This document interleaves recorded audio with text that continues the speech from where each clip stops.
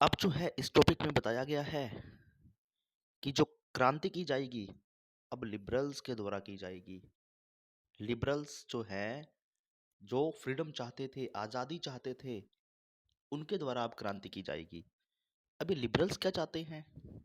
Written constitution, freedom of press and United Nation, unification. एक identity वाली country चाहिए इनको। देश का लिखित संविधान चाहिए, चाहे वहाँ मोनार्की रूल करे कॉन्स्टिट्यूशन के अकॉर्डिंग, जिसको कॉन्स्टिट्यूशनल मोनार्क कहा गया। प्रेस की फ्रीडम चाहिए, कोई सेंसरशिप नहीं लगी होनी चाहिए। साथ में उनकी कंट्रीज का जो है वो यूनिफिकेशन हो, ऐसा चाहते थे लिबरल्स। अब बदलाव ऐसा किया जाए, यानी रिटन कॉन्स्टिट्यूशन को लेकर बदलाव की, ये जो कॉन्स्टिट्यूशन है वो राइट किया जाने लगा। कहाँ? जर्मनी का एग्जाम्पल जो जर्मनी का बताया गया है जिसको बोला गया, जो हेडिंग है टॉपिक है अपना बनेगा Frankfurt parliament Germany. Frankfurt Germany की एक जगह है, एक सिटी है। उस सिटी में चर्च था, सेंट पॉल चर्च। जर्मनी की फ्रैंकफर्ट में सेंट पॉल चर्च, वहां ये संसद जो पार्लियामेंट थी वो ऑर्गेनाइज की जाती है। इस फ्रैंकफर्ट पार्लियामेंट में 831 इलेक्टेड रिप्रेजेंटेटिव्स ने पार्टिसिपेट किया। ये इलेक्टेड रिप्रेजेंटेटिव्स हैं, जनता ने इनको चुनकर भेजा है असेंबली में, यानी पार्लियामेंट में। इन्होंने कहा कि हम जर्मनी के लिए ड्राफ्ट करेंगे, तैयार करेंगे कॉन्स्टिट्यूशन, कॉन्स्टिट्यूशन लिखेंगे। और जो जर्मनी का यानी प्रूशिया का, प्रूशिया बोले जर्मनी बोले एक बात ही है, जो प्रूशिया का जो किंग रूल कर रहा है फ्रेडरिक विल्हेम फोर, इसको अब कॉन्स्टिट्यूशनल मोनार्क बनना पड़ेगा। कॉन्स्टिट्यूशन के अकॉर्डिंग इसको रूल करना पड़ेगा। फ्रेडरिक विल्हेम फोर कहता मुझे संविधान में बांधा जाएगा, ऐसा कतई नहीं होने दूंगा मैं। इसने रिजेक्ट कर दिया, कहा मुझे नहीं चाहिए कॉन्स्टिट्यूशनल मोनार्क, मैं तो अपनी अनलिमिटेड पावर का ही यूज करूंगा। कॉन्स्टिट्यूशन ड्राफ्ट किया जा रहा था, इसीलिए ये फ्रैंकफर्ट पार्लियामेंट ऑर्गेनाइज की गई। फाइनली इसने रिजेक्ट कर दिया, जिस कारण फ्रैंकफर्ट पार्लियामेंट डिसॉल्व हो जाती है। और साथ ही साथ इस पार्लियामेंट को चलाने वाले जो लोग थे वो मिडिल क्लास के लोग थे।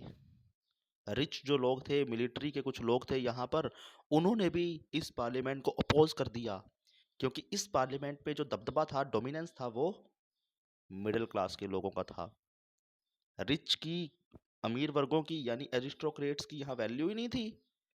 इस कारण एरिस्टोक्रेट्स या अपनी कहीं मिलिट्रीज, इन्होंने भी समर्थन कर दिया फ्रेडरिक विल्हेम फोर का ही, कहा बिल्कुल बिल्कुल तू कॉन्स्टिट्यूशन को मत फॉलो कर, तू अपने अकॉर्डिंग ही मतलब रूल कर, अनलिमिटेड पावर का रूल कर। क्योंकि रिच और मिडिल क्लास, ये रिच और मिलिट्री जो थे, रिच और मिलिट्री थे, ये मिडिल क्लास वालों से जलते थे, लगते थे। इस कारण रिच और मिलिट्रीज ने जो फ्रेडरिक विल्हेम फोर का ही सपोर्ट किया और इसको कॉन्स्टिट्यूशनल मोनार्क नहीं बनने दिया, जिस कारण फाइनली जो असेंबली थी वो डिसॉल्व हो गई, भंग हो गई। जो ये फ्रैंकफर्ट पार्लियामेंट थी या जो नेशनल असेंबली थी जर्मनी की, यह भंग हो गई, रद्द हो, खत्म हो गई कहीं। इसके बाद अब जो बताया गया है कि जो ये अब नेशनल स्ट्रगल्स जो मूवमेंट चल रहे थे, ये यहाँ लिबरल वुमेन्स का क्या रोल था?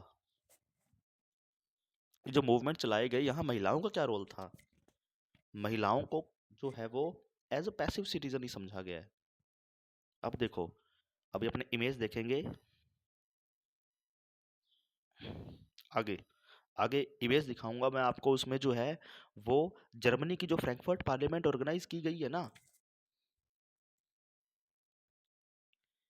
जर्मनी की फ्रैंकफर्ट पार्लियामेंट ऑर्गेनाइज की गई है, यहाँ जो है एक फीमेल फिगर का यूज किया गया है, ये जिसका नेम है जर्मेनिया।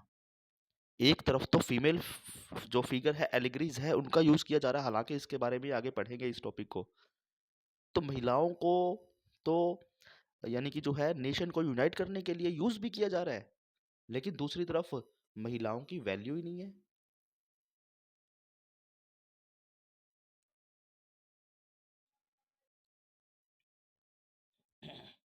महिलाओं की वैल्यू ही नहीं है।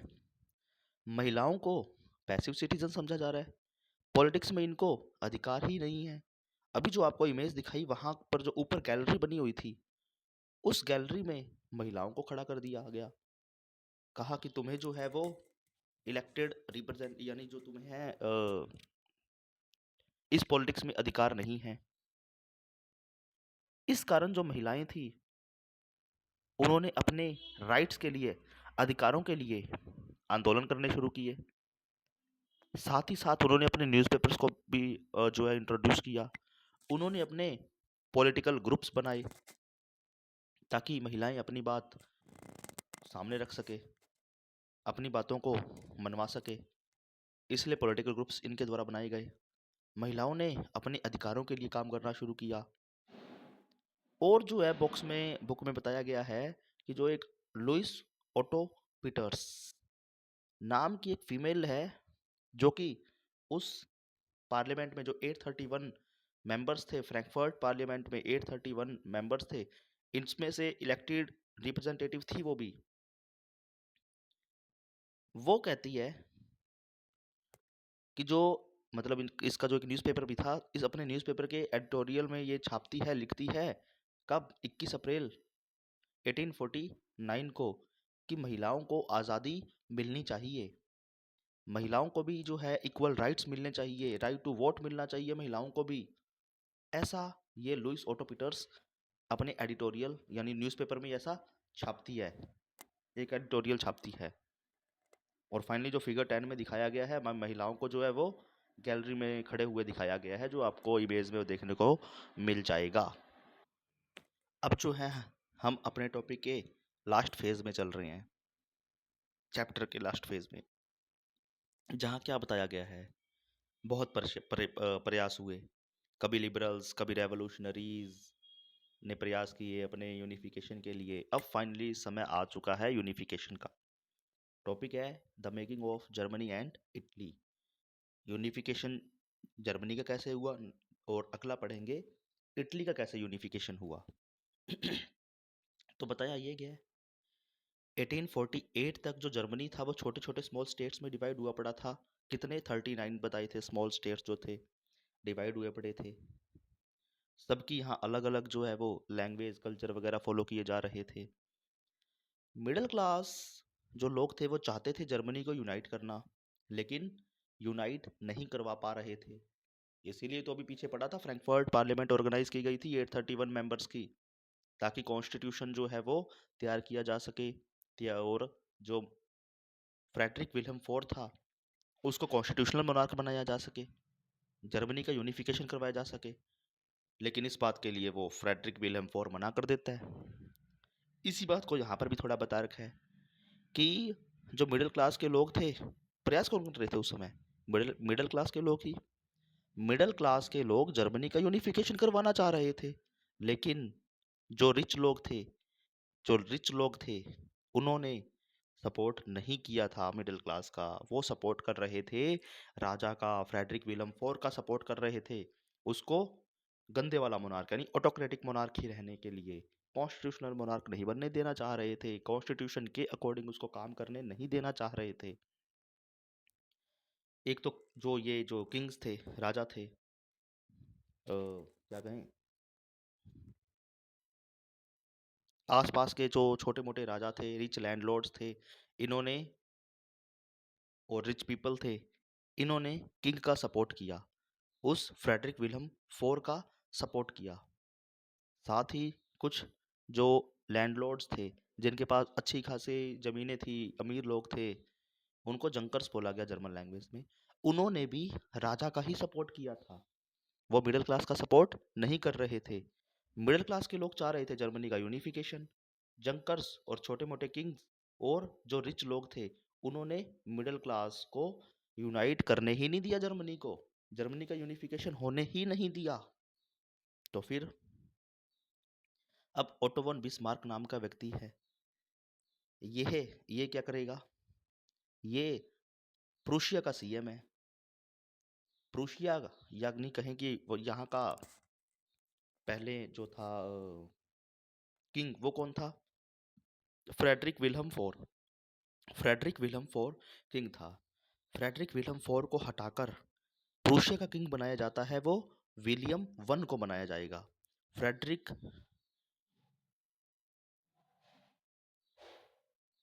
विल्हम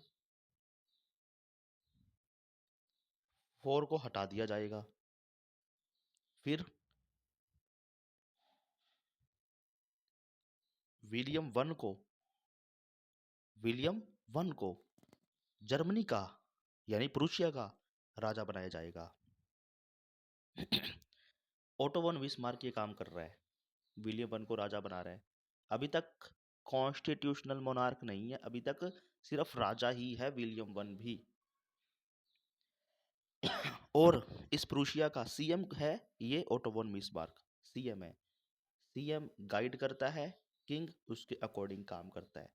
सीएम के अकॉर्डिंग किंग काम करता है। जैसे चंद्रगुप्त मौर्य जो थे वो चाणक्य के अकॉर्डिंग काम करते थे। चाणक्य, हालांकि सीएम या पीएम उस समय जो बोला जाता था, पीएम बोला जाता था। पीएम बोले सीएम बोले एक बात ही है उस समय के अकॉर्डिंग। आज इसके जो है वो सेंट्रल और स्टेट के अकॉर्डिंग अलग अलग जो मीनिंग हो गई हैं। तो जो ओटो वन बिस्मार्क थे ये प्रूशिया के सीएम थे।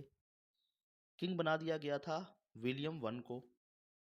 अब ओटो वन बिस्मार्क ने सोचा जर्मनी का यूनिफिकेशन करवाना है, तो इसने प्रूशिया की जो आर्मीज थी उसका सपोर्ट मांगा कि जर्मनी का यूनिफिकेशन करवाना है। आर्मीज ने भी सपोर्ट किया। 3 लड़ाइयाँ लड़ी गई। इस ओटोवन बिस्मार्क और आर्मीज इन दोनों ने मिलकर, यानी इन सभी ने मिलकर 3 वॉर लड़ी। 7 साल तक चली ये वॉर। किस किस के साथ, डेनमार्क, ऑस्ट्रिया और फ्रांस, इन तीनों के साथ 7 साल तक वॉर चली ओटोवन बिस्मार्क की। और ओटोवन बिस्मार्क ने डेनमार्क, ऑस्ट्रिया और फ्रांस इन तीनों को हरा दिया। 3 साल 3 लड़ाइयाँ जो थी ये ओटोवन बिस्मार्क ये जीत गया। समय आया 18 जनवरी 1871 का, जर्मनी को ऑफिशियली यूनिफाइड जर्मनी घोषित कर दिया गया, क्योंकि एक बहुत बड़ा जो पार्ट था वो डेनमार्क, ऑस्ट्रिया और फ्रांस ने हड़प लिया था जर्मनी का। इनके यानी जो जर्मनी है अपने क्षेत्रों को छुड़वा लेता है और अपने आप का जो यूनिफिकेशन घोषित कर देता है। कब, 18 जनवरी 1871 को। और इसी समय 18 जनवरी को ही फ्रांस की ही सिटी है, फ्रांस की सिटी है वर्साइल्स। फ्रांस को हराया और फ्रांस की सिटी में गए वर्साइल्स में। वहां पर एक जो कमरा है जिसको बोला गया हॉल ऑफ मिरर्स, मतलब मिरर्स का ही एक कमरा है ये, होल होल सा है एक। तो यहाँ बैठकर वही जो विलियम वन था जिसको अभी ओटोवन बिस्मार्क ने किंग बनाया था प्रूशिया का, उसी विलियम वन को अब डिक्लेयर कर दिया जाता है केसर, यानी एम्परर घोषित कर दिया जाता है अब। किसका एम्परर, जर्मनी का, जर्मनी का, जर्मनी का एम्परर घोषित कर दिया जाता है। और अब जो ये केसर वन है ये कॉन्स्टिट्यूशन को फॉलो कर रहा है, कॉन्स्टिट्यूशन के अकॉर्डिंग काम करेगा अभी ये विलियम वन। तो फाइनली जो जर्मनी का यूनिफिकेशन है वो कंप्लीट हो जाता है। कैसे कैसे हुआ, ओटो वन बिस्मार्क प्रूशिया का सीएम था। उससे पहले फ्रेडरिक विल्हम फोर रूल कर रहा था, इसको हटाकर विलियम वन को किंग बनाया जाता है। 3 वॉर लड़ता है 7 साल तक auto von Bismarck. Denmark, Austria और फ्रांस इन तीनों को हरा देता है। डेनमार्क, ऑस्ट्रिया और फ्रांस, ऑस्ट्रेलिया टाइप हो गया, यहाँ पर लिखा गया है ऑस्ट्रिया, वैसे ऑस्ट्रिया। डेनमार्क, ऑस्ट्रिया और फ्रांस इन तीनों को हरा देता है ओटो वन बिस्मार्क। 18 जनवरी 1871 को फाइनली जर्मनी का यूनिफिकेशन घोषित कर दिया जाता है। इसी दिन हॉल ऑफ मिरर्स में, जो फ्रांस की सिटी वर्साइल्स है, वहां पर बैठकर विलियम वन को ताज पहना दिया जाता है और एम्परर, यानी कि जर्मन लैंग्वेज में केसर बोला गया है, उसे केसर घोषित कर दिया जाता है, काइजर घोषित कर दिया जाता है।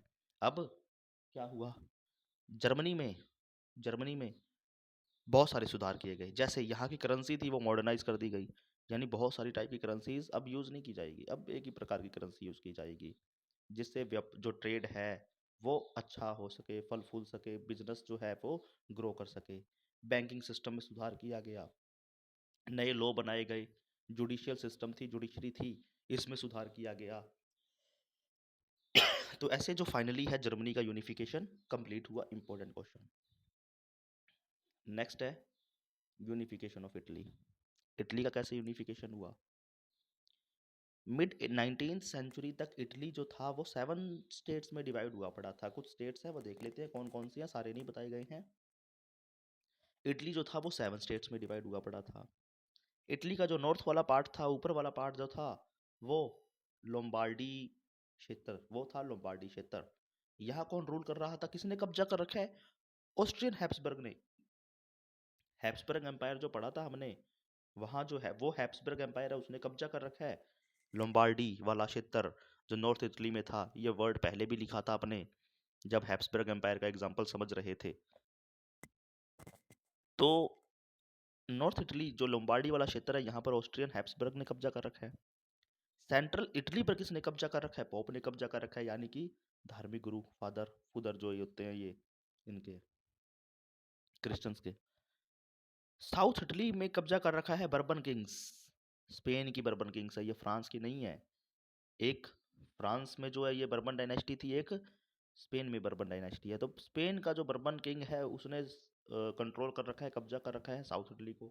मात्र सिर्फ और सिर्फ इटली का जो नॉर्थ वेस्ट वाला पार्ट था, जो पार्ट जिस इलाके का नाम था Sardinia Piedmont, Sardinia Sardinia Piedmont, Sardinia Piedmont वाला जो पार्ट था, यही पार्ट सिर्फ विक्टर इमैनुअल सेकंड, जो कि कहाँ का राजा है?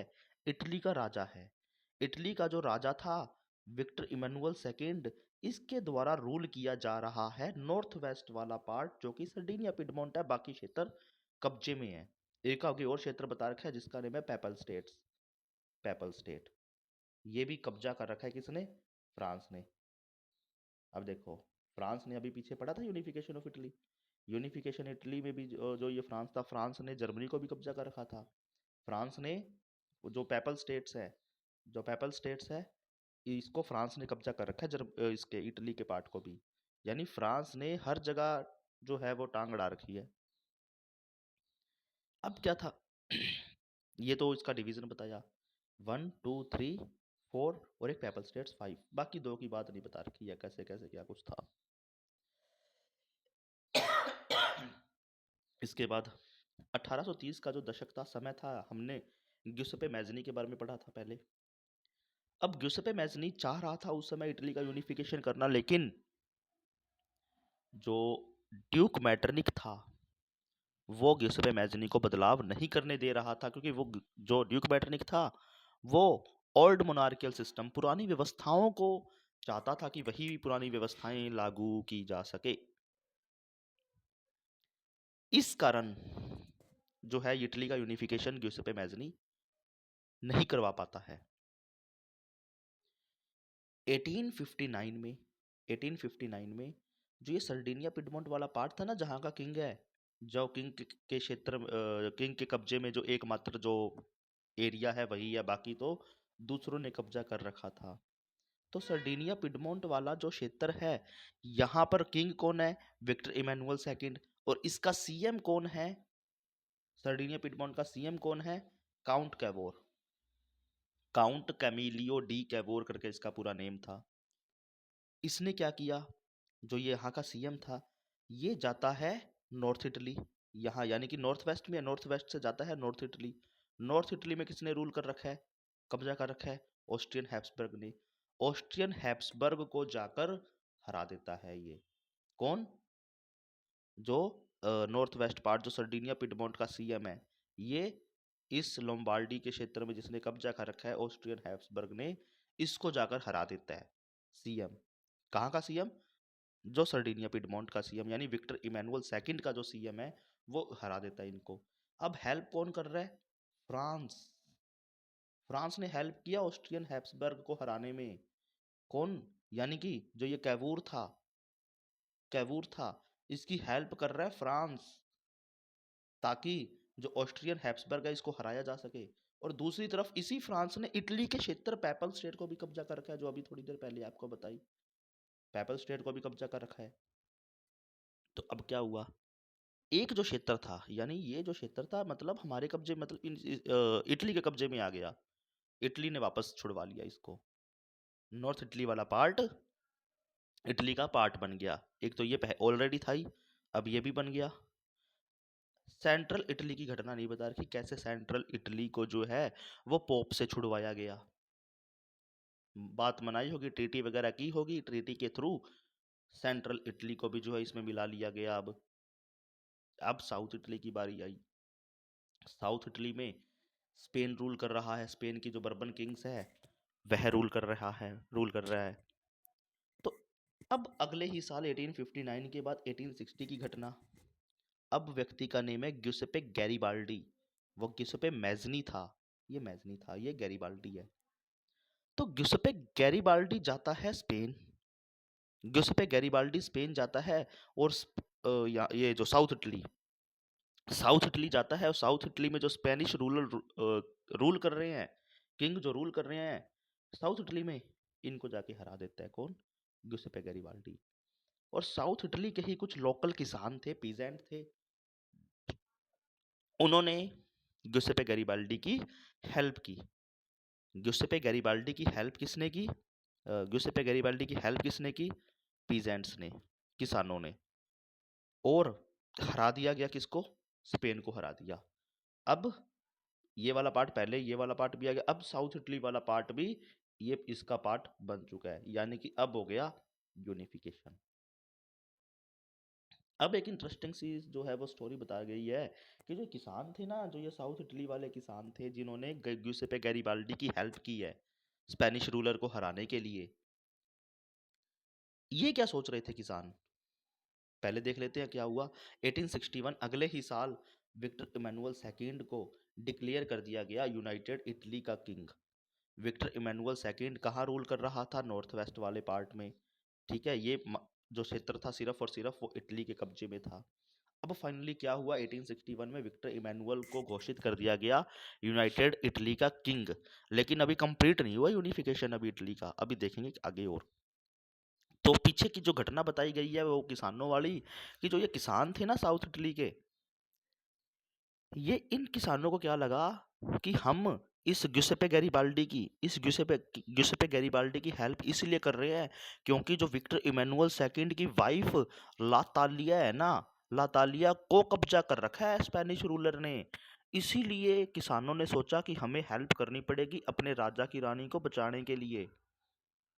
इन किसानों को, अनपढ़ किसानों को ये नहीं पता था कि इटली को कब्जा कर रखा है स्पेनिश रूलर ने। इनको तो लगा कि हमारे राजा की रानी को बचाना है, वाइफ को बचाना है, इसीलिए ये लड़ने चले आए। ये बात बता रखी है जो है कुछ, क्योंकि जो पीजेंट थे साउथ इटली के वो अनपढ़ थे, ये बात जो यहाँ पर बुक में बताया जा रहा है। तो 1861 में विक्टर इमैनुअल सेकंड को इटली का जो है वो किंग घोषित कर दिया गया, यूनाइटेड इटली का किंग घोषित कर दिया गया। अब अभी थोड़ी देर पहले आपको बात बताई थी कि जो ये पेपल स्टेट्स जो था, यहाँ फ्रांस ने कब्जा कर रखा था। अब जो है पहले आपको बताया था जर्मनी के यूनिफिकेशन में डेनमार्क, ऑस्ट्रिया और फ्रांस भी था। फ्रांस बिजी हो गया काम पे, जर्मनी के साथ लड़ने में।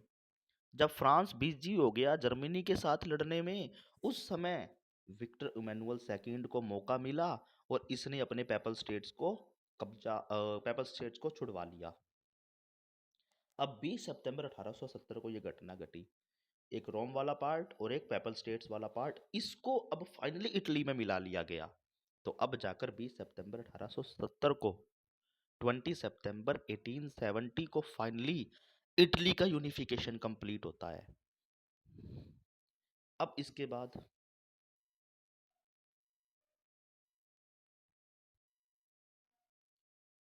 अगला जो टॉपिक है वो the strange case of Britain. ये स्ट्रेंज केस क्यों बताया गया है?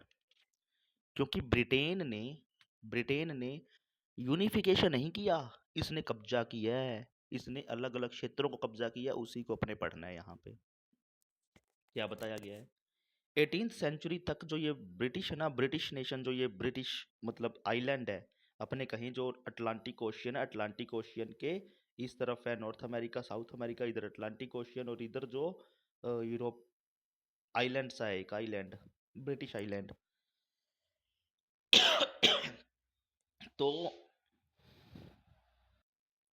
ब्रिटिश आइलैंड पे रहने वाले सभी लोगों की अलग अलग आइडेंटिटी थी, और यहाँ पर रह कौन रहे थे, इंग्लिश यानी इंग्लैंड वाला पार्ट, वेल्श कहने का मतलब वेल्स वाला पार्ट, वेल्स वाला पार्ट, स्कॉटिश कहने का मतलब स्कॉटलैंड वाला पार्ट, आयरिश कहने का मतलब आयरलैंड वाला पार्ट। तो अलग अलग ये भाषा बोलने वाले लोग अलग अलग कंट्री के कहाँ रह रहे थे, ब्रिटिश आइलैंड पर बसे हुए थे। और 18th सेंचुरी तक ये कोई नेशन स्टेट नहीं बना हुआ था ब्रिटिश आइलैंड। फिर क्या हुआ, समय आया, पहले की घटना बताई जा रही है, 1688 का समय था। इस समय मोनार्की रूल कर रही थी, 1688 से पहले ब्रिटेन में मोनार्की रूल कर रही थी। मोनार्क, राजा, राजा से पावर छीन ली इंग्लिश पार्लियामेंट ने, इंग्लैंड की पार्लियामेंट ने राजा से पावर छीन ली, पार्लियामेंट कब्जे में आ गई। अब इसके बाद पार्लियामेंट ने चाहा कि अब हम इस ब्रिटिश आइलैंड को यूनाइट कर देंगे, एक अपना जो है यूनिफिकेशन कर लेंगे इन सभी क्षेत्रों को, यानी इंग्लैंड तो खुद है ही, इंग्लैंड तो खुद है ही जो ये मेन रोल निभा रहा है, वेल्स, स्कॉटलैंड, आयरलैंड, इनको हम कब्जा कर लेंगे इस पर अब। तो 17 वेल्स की घटना नहीं बता रखी है अपने यहाँ, स्कॉटलैंड की है, आयरलैंड की बात करेंगे। तो 1707 में एक्ट ऑफ यूनियन जैक पेश किया गया। यूनियन जैक कहने का मतलब जो ये ब्रिटिश फ्लैग है, ये ब्रिटिश फ्लैग को यूनियन जैक कहा जाता है। तो एक्ट ऑफ यूनियन जैक 1707 में इंट्रोड्यूस किया गया, एक तरफ इंग्लैंड, दूसरी तरफ स्कॉटलैंड।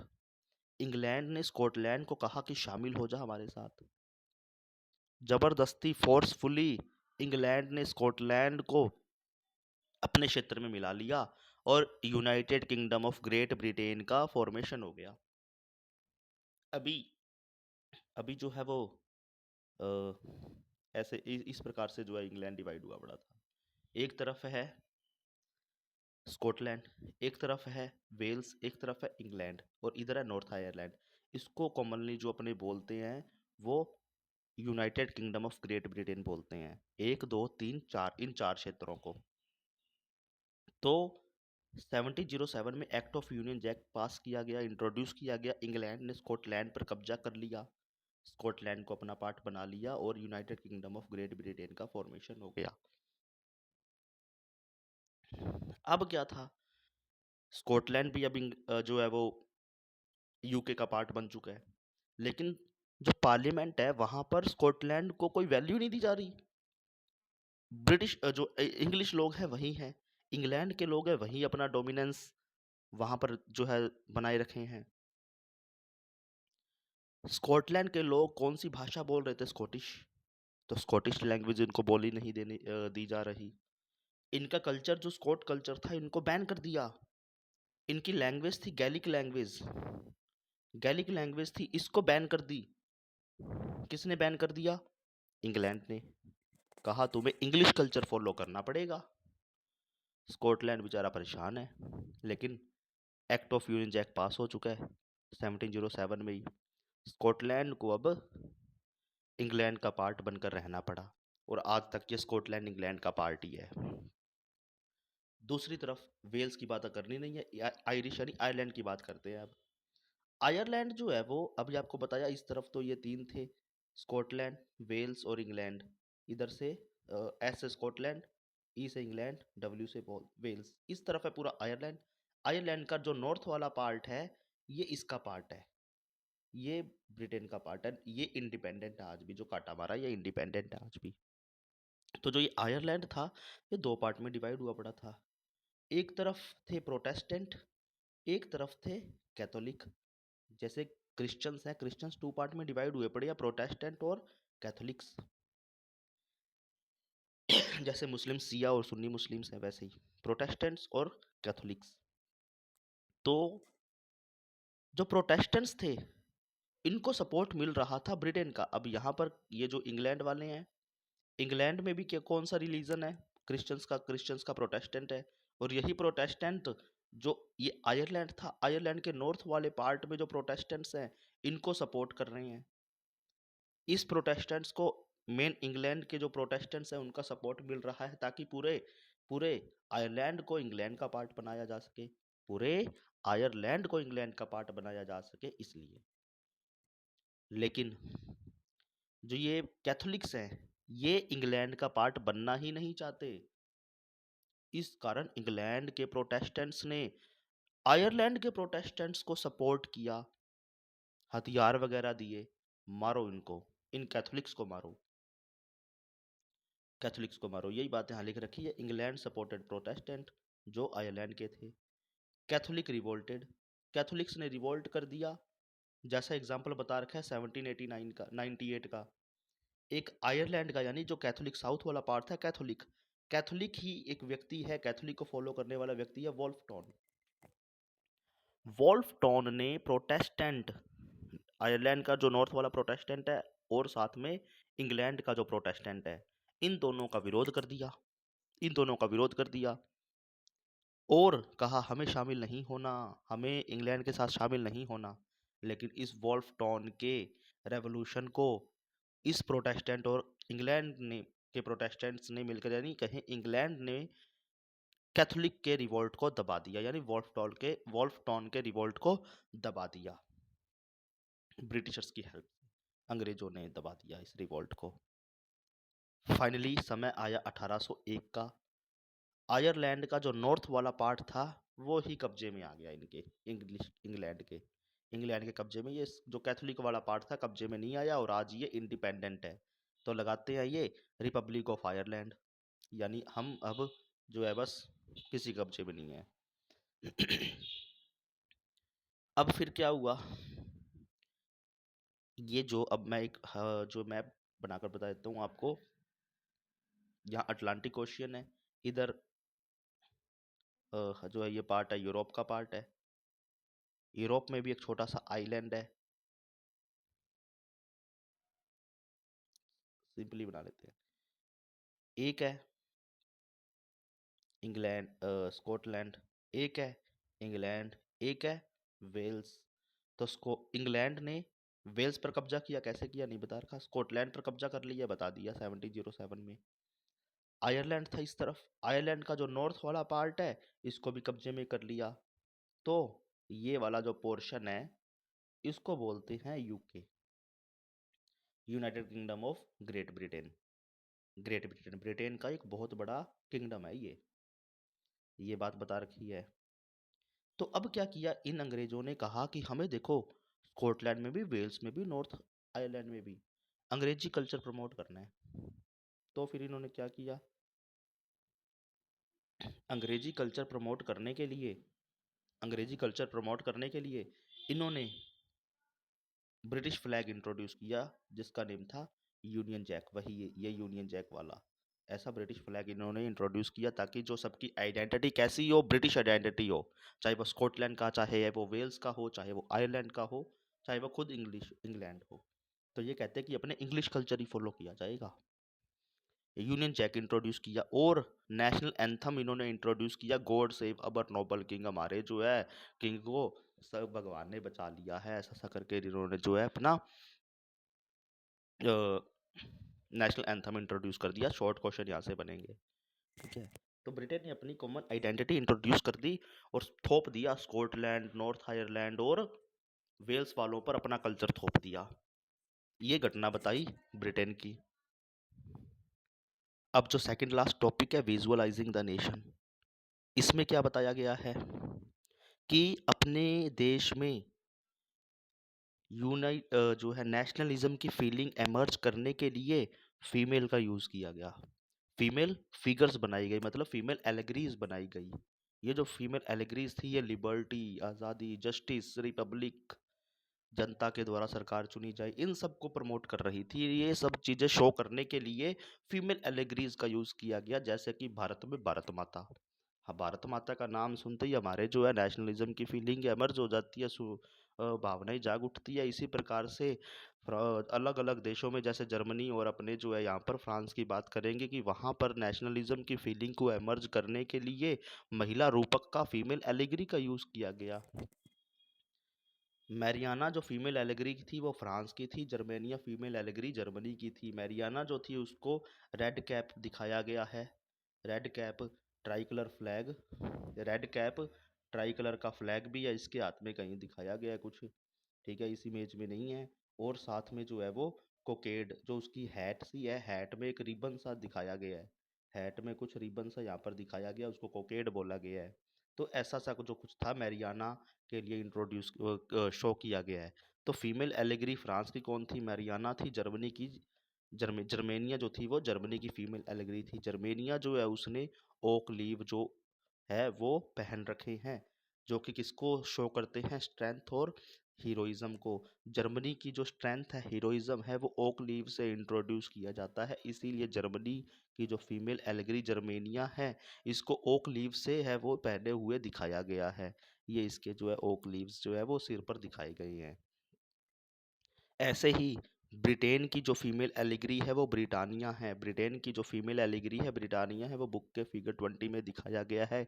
जब जो ब्रिटेन है वो कब्जा कर लेता है इन क्षेत्रों को, यानी जो स्कॉटलैंड, वेल्स और नॉर्थ आयरलैंड, इनको कब्जा कर लेता है, तो वहाँ पर जो है ब्रिटानिया फीमेल एलिगरी है उसकी वो यूज़ की जा रही है।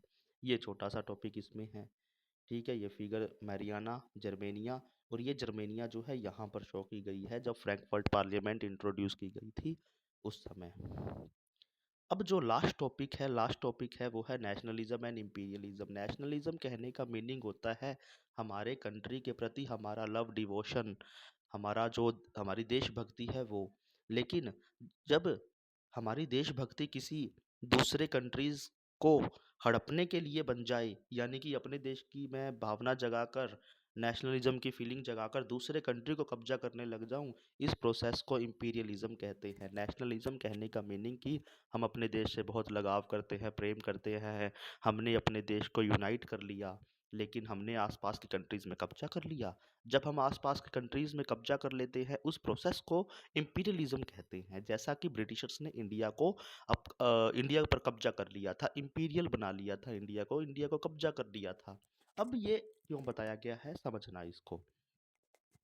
एक जो ओटोमन टर्की वाला जो रीजन था, ओटोमन टर्की वाला रीजन था, वहाँ का एक रीजन है बाल्कन रीजन, मतलब एरिया। रीजन कहने का मीनिंग एरिया। तो बाल्कन जो एरिया है वो बहुत ही फर्टाइल रिसोर्सेज वाला एरिया है यहाँ पर, और इस क्षेत्र पर कब्जा करना चाहते थे आसपास की बहुत सारी कंट्रीज।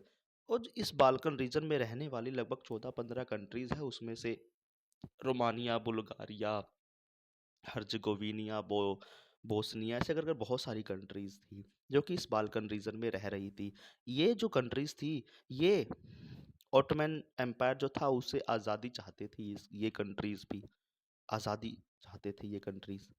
साथ ही साथ और क्या बताया गया है, यानी कि जब ये कंट्रीज है ऑटोमन एम्पायर से आज़ादी चाहते हैं, आज़ादी पाने के लिए क्या करेंगे? नेशनलिज्म की फीलिंग एमर्ज करेंगे। ये तो यहाँ पर नेशनलिज्म बताया गया है। अब क्या हुआ फिर, जब ये कंट्रीज आज़ादी चाह रहे हैं, आज़ादी मांग रहे हैं, दूसरी तरफ कुछ सुपर पावर्स है जैसे रशिया, जर्मनी जैसी कंट्रीज है, इंग्लैंड, ऑस्ट्रिया, हंगरी, ये जो कंट्रीज है ये चाहते हैं कि हमारा इस बाल्कन रीजन पर कब्जा हो जाए, क्योंकि यहाँ रिसोर्सेज बहुत है।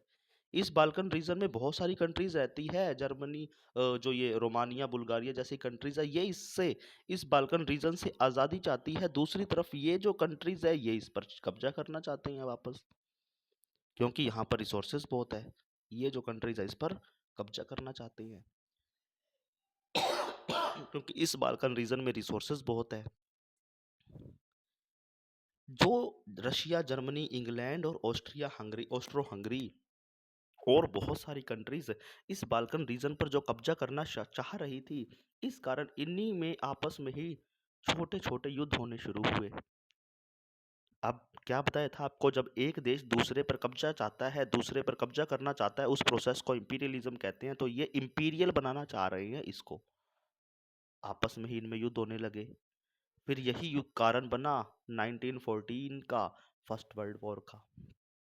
पहले छोटे छोटे युद्ध होने लगे इनमें, बाद में जाकर इन्होंने जो है इस क्षेत्र को कब्जा करना चाहा, और यही जो कारण था बाल्कन रीजन को कब्जा करने का, बाद में जाकर फर्स्ट वर्ल्ड वॉर का कारण बनता है। और भी कारण है कई फर्स्ट वर्ल्ड वॉर के, ठीक है। मेन जो है यहाँ पर अपने इस टॉपिक के अकॉर्डिंग बाल्कन रीजन को समझेंगे। तो नेशनलिज्म कहने का मतलब है नेशन क्रिएट करना, जो कि ये चाहते थे अपना नेशन क्रिएट करना। लेकिन इंपीरियलिज्म कहने का मतलब है कैप्चर करना किसी अदर कंट्रीज को। तो ऐसे इजी मीनिंग से आप समझ सकते हो। तो यहाँ पर हमारा जो टॉपिक है ये क्लियर खत्म हो जाता है, चैप्टर खत्म हो जाता है। स्टोरी नहीं समझ आए तो एक बार जो है वो वापस आपको देखनी है।